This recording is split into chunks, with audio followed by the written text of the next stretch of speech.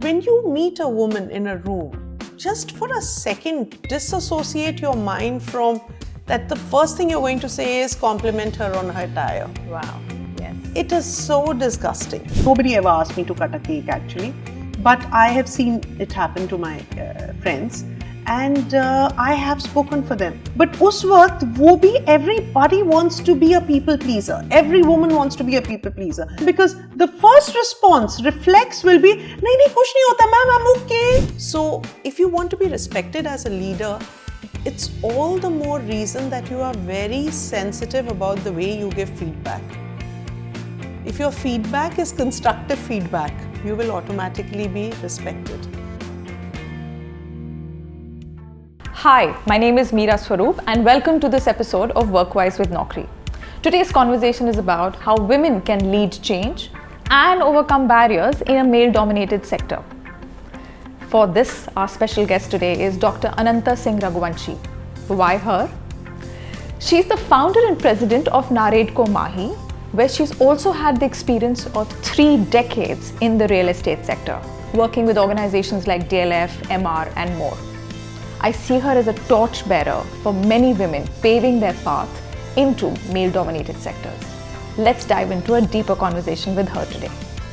Dr. Ananta Singh Raghuvanshi, it is an absolute honor to have you with us on Workwise with Naukri. Thank you for being with us today.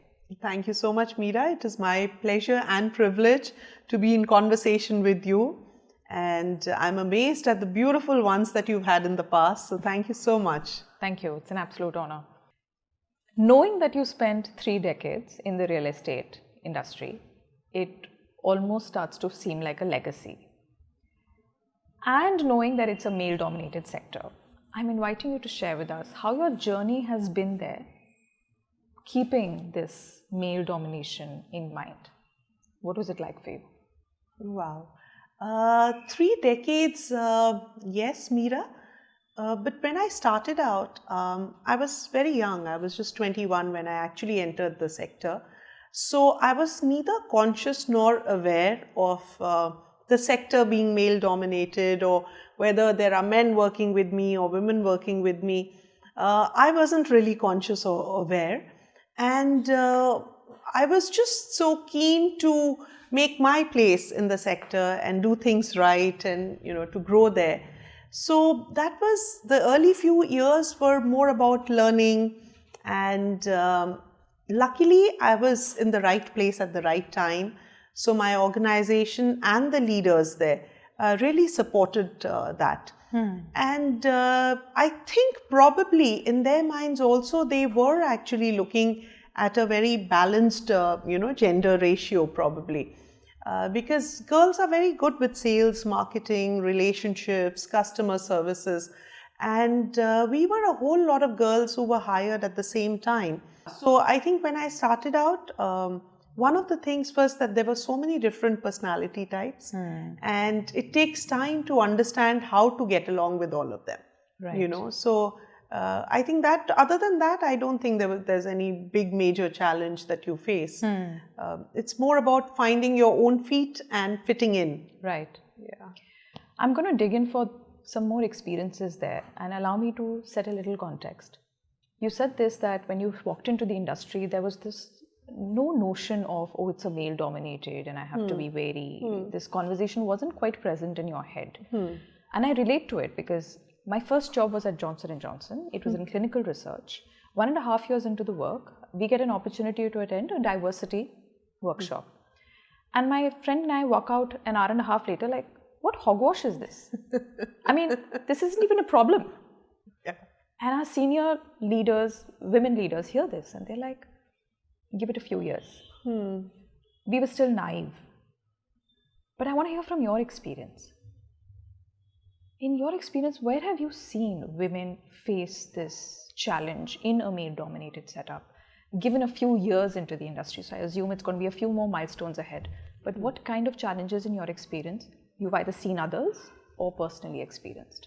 Yes. So Meera, from your bosses, you will not face that problem, because if you are efficient and if you're effective and if you're aligned with the organization's goals, and you're doing what you are there for in the best possible manner, it's unlikely that the bosses would do that, because bosses are intelligent people. At the end of it, they're there for results. And, a efficient manager is one less thing for them to worry about. As far as your juniors are concerned, as you grow in the corporate ladder, most of them, I mean, the newcomers who've joined, they're mentally prepared that we are going to be working with a lady boss. The trouble that you face mostly, and the trouble that I have faced in my life, is mostly from people who are at par with you.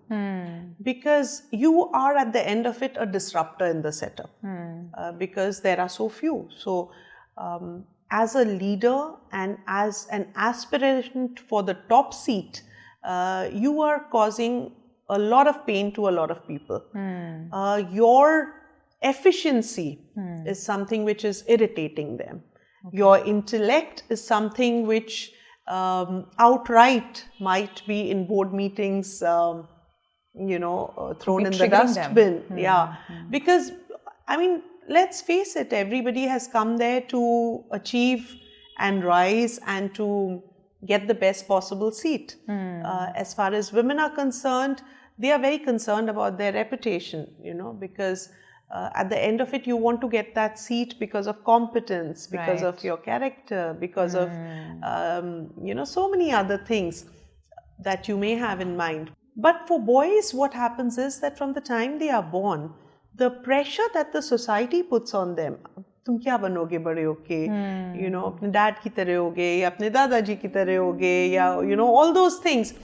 So for them, their whole identity in life revolves around, I've arrived, or when am I going to arrive?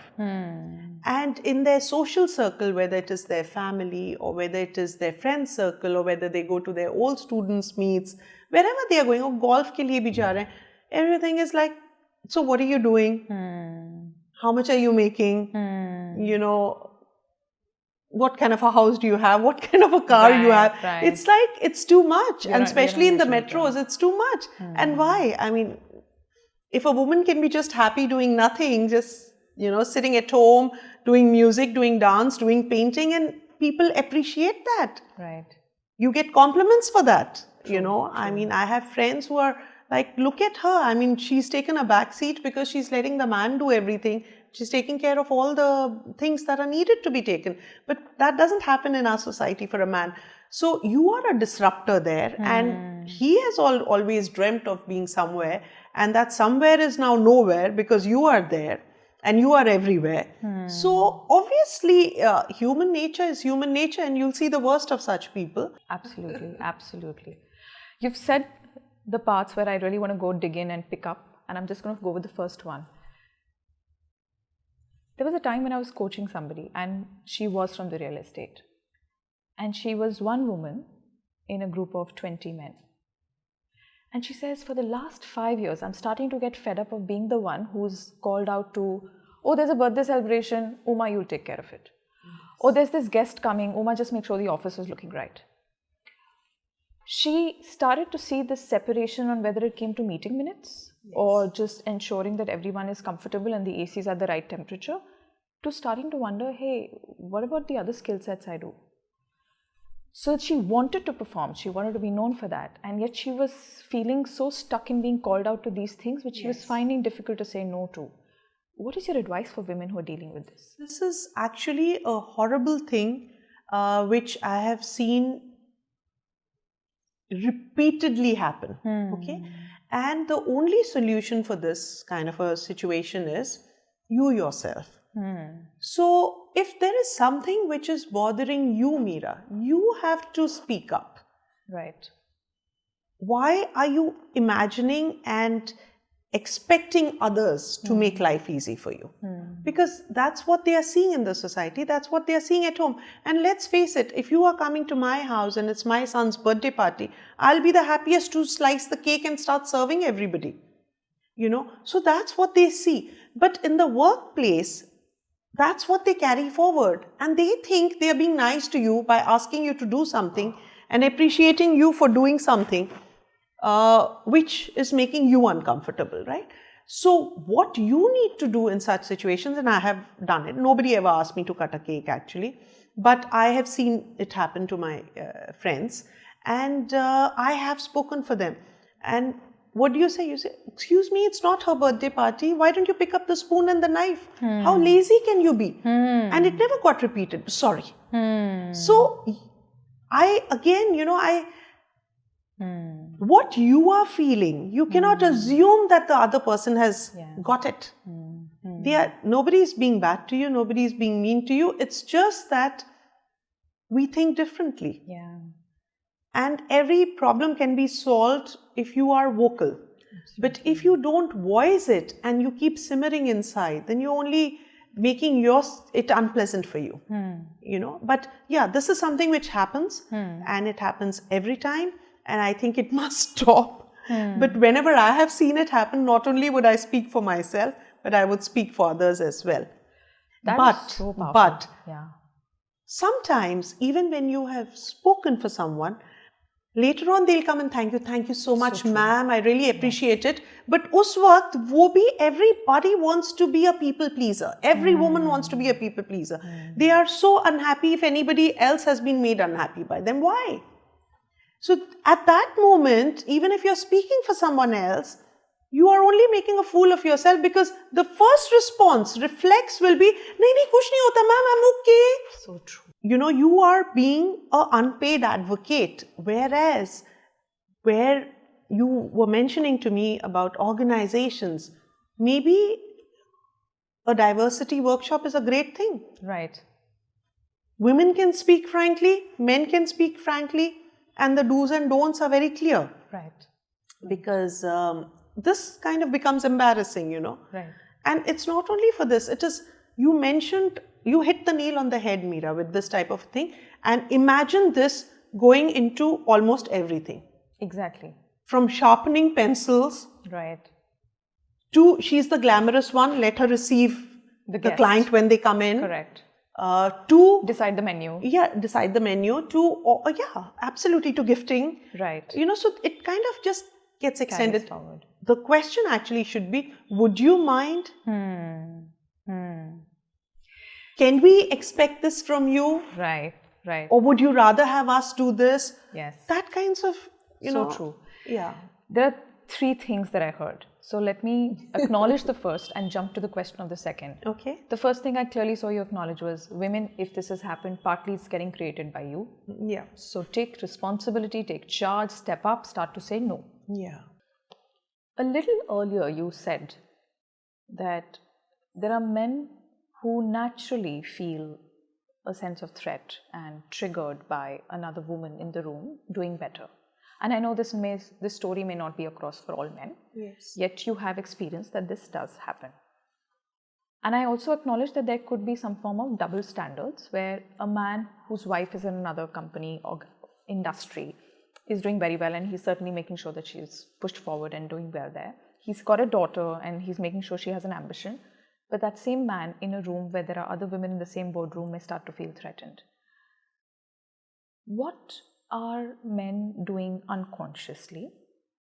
And what is your advice for men to wake up and start to see some behaviors that are unknowingly causing this bias? What is your advice to men? Yes, the advice that we can give, if she is better than you in something, respect her for that. It's important. And also, I think her journey has definitely been tougher than yours, because she has had to prove herself that much more. And for the elder ones, I would say, when you meet a woman in a room, just for a second, disassociate your mind from that. The first thing you're going to say is compliment her on her attire. Wow. Yes. It is so disgusting.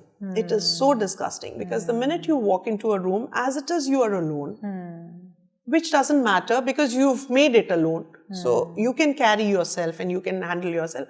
But most of the time, a conversation starter or an icebreaker is, "Arey madam, aapki saadi kitni achhi lag rahi hai? Arey aap to change hi nahi hue, aap to aise hi lag rahe ho itne saalon se." Yeah, things to that effect. You're always looking gorgeous. It happens only for a second. It's not that the rest of the meeting is going to be this rubbish nonsense. But it's not an icebreaker which is needed.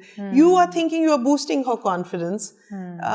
She is feeling, yaar, bas shakal hi dekhte hai kya? I या मुझसे understand. अच्छा इन्होंने कोई देखा ही नहीं क्या? Right. How sad.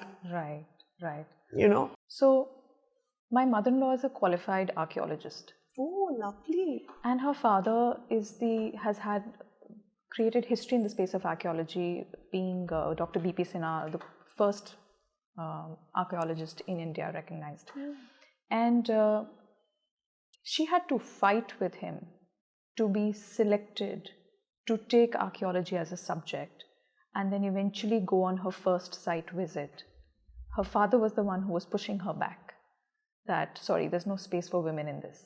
He wanted his daughters to do well, but he says, no, I don't know if I can do this. And I remember she told me that she wrote a letter talking about how it's important for women to do this and how he should let his daughter do this so that it becomes an example for many others.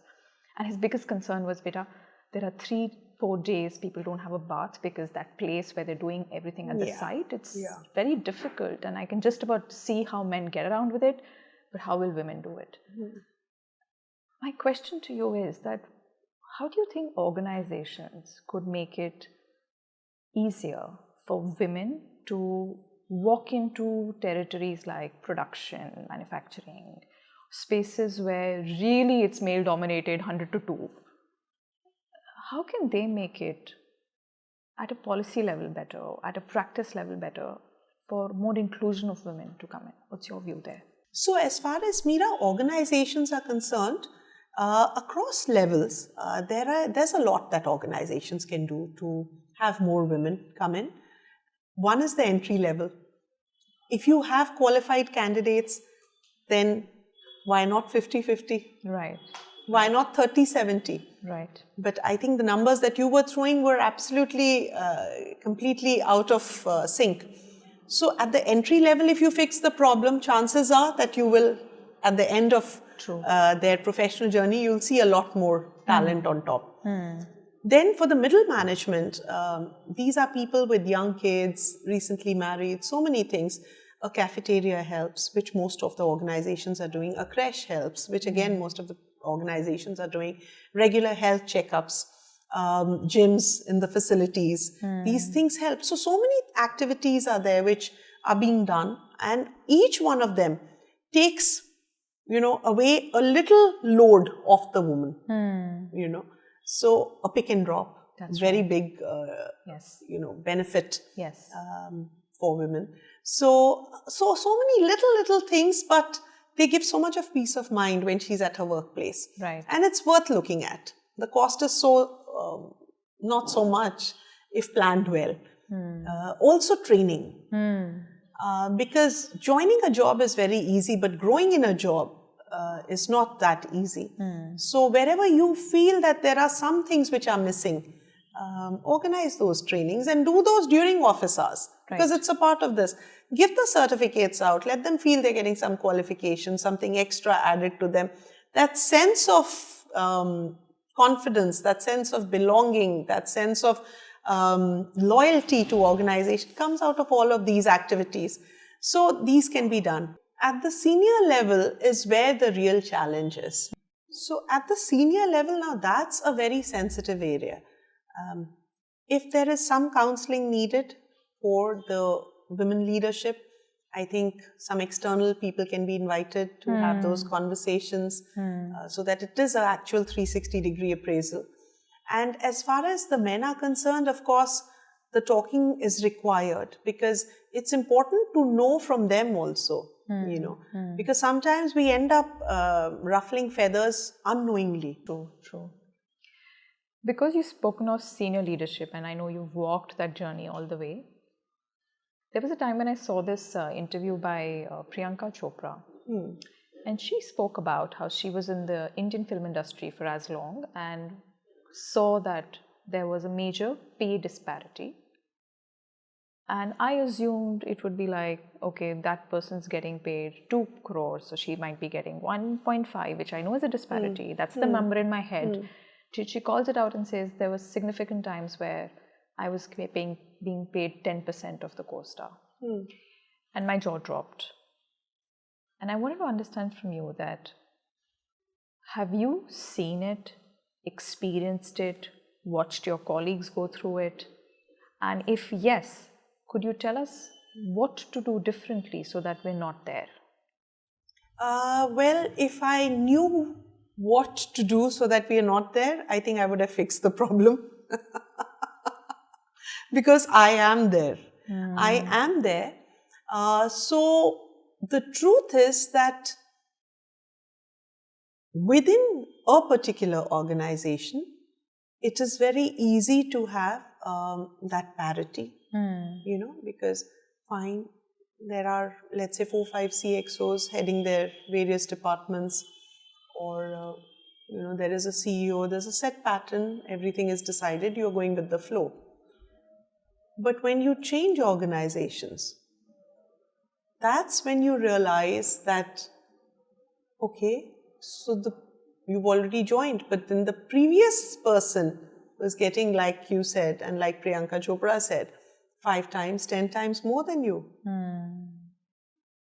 And all that you can think is that maybe they were doing something that you are not qualified to do. You're immediately putting it on yourself. Yeah, yes. maybe they were taking on a lot more Yes. than what you are not willing to do. Yes. But other than that, if the qualifications are the same, if the experience is the same, if the competencies are the same, it should not be the case. True.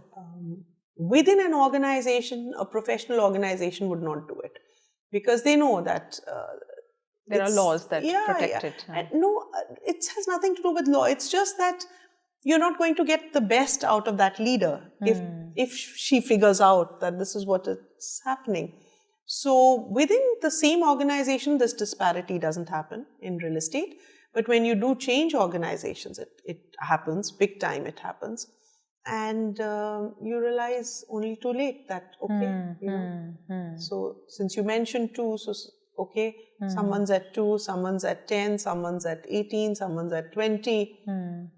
So maybe शायद वो कुछ और कर रहे होंगे, बहुत अच्छा कर रहे होंगे, जिस लायक अभी आप नहीं बने हैं. So either work on yourself, or be strong enough to ask that question, or be strong enough to walk out. First, you have to value yourself for the others to value you. So considering we're speaking for women right now in a male-dominated society, what is your advice for women on the kind of skill sets they can focus on to be thriving in this space? Women probably need to work on to be a little more comfortable in their workplace and to deal with the bias. I think the first one is communicate freely, openly, frankly, honestly. And second is that to be respected, of course, you have to be super competent. So be open to feedback, because if you are not open to feedback and if you're getting hurt with things, it becomes difficult. So be open to feedback and work on that feedback so that, with every feedback you are rising, and also do a lot of introspection. Beautiful. So that would help you with your competence. So if you want to be respected as a leader, it's all the more reason that you are very sensitive about the way you give feedback. If your feedback is constructive feedback, you will automatically be respected. You have to know more than your team to be respected. You have to think before they can think. You have to praise them for every good thing they do. And if they have made some errors, you become a party of those errors so that they don't get repeated again. If you left it to happen, then you are equally responsible as a leader, not just them. And the third is that most important thing in life is being fair.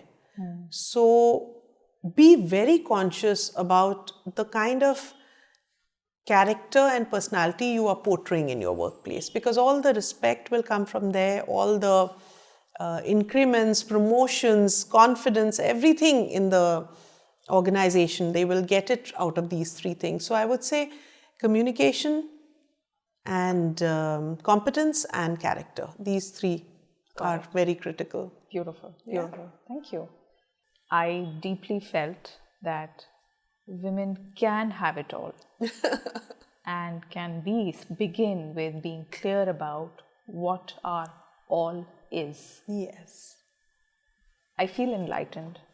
I feel hopeful.